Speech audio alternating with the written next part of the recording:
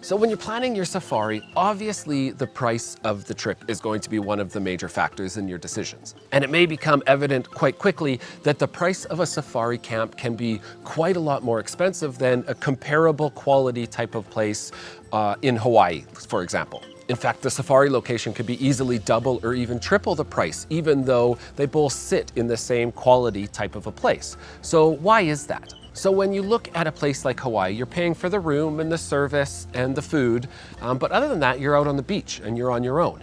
Whereas in the safari, it's a much more all-encompassing experience. So of course you are paying for the room and the staff and the food, but you're also paying for the game park that you're in. You're also paying for the conservation methods that the safari company is using to maintain the park, to make sure that the animals are safe and sound. Security from poachers. There's also the truck that you're out in all day and the fuel that your truck is using. There's the maintenance on those trucks. And of course, these places are often in the middle of nowhere. So getting the supplies and the food and everything trucked in or even flown into some places adds an expense as well. So you can see that there's much more that goes into running a safari location than it is to run that, similar quality place on the beach in Hawaii. But that doesn't mean there aren't some tricks that we know to get better value on your trip. The first trick could be looking at the seasonality of when you're traveling. High season, of course, is going to be not only the busiest time, but the most expensive time to travel. But if you want to look at kind of the shoulder season, which is often called the green season, then that can save you a lot of money as well. Now, perhaps the weather might not be quite as good, the game viewing might not be quite as good, but you'll be able to get more bang for your buck from a dollar perspective. If, on the other hand, you do want to travel in high season, there are some ways that you're able to save some money there as well.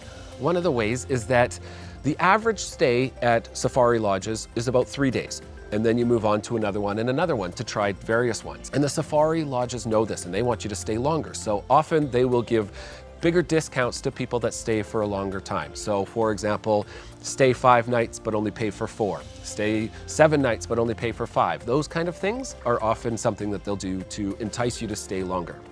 If you want to keep moving around though, one way to do it is to stay within the same brand. Often brands will have different lodges and camps in different places in the country or even across Africa, and you can stay at different ones along the way.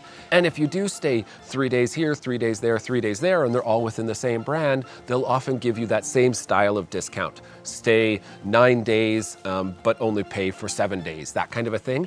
Or often they will provide free flights between your different destinations. So those are a couple ways to save some value there. And then another way to save some money is don't do safari for every day of your holiday. So for the days that you're on safari, yes, they are a little bit more expensive, but combine that with some days in Cape Town or in the winelands to go do wine tastings or on a beach. So those locations are all significantly less than you'd be paying on safari for comparable property. So that will allow your overall trip budget to come down. So if you're looking to get the best value for your safari, go ahead and click the link below to talk to one of our safari experts, and we'll make sure you get the best trip possible for your budget. We hope to talk to you soon, and happy safari planning.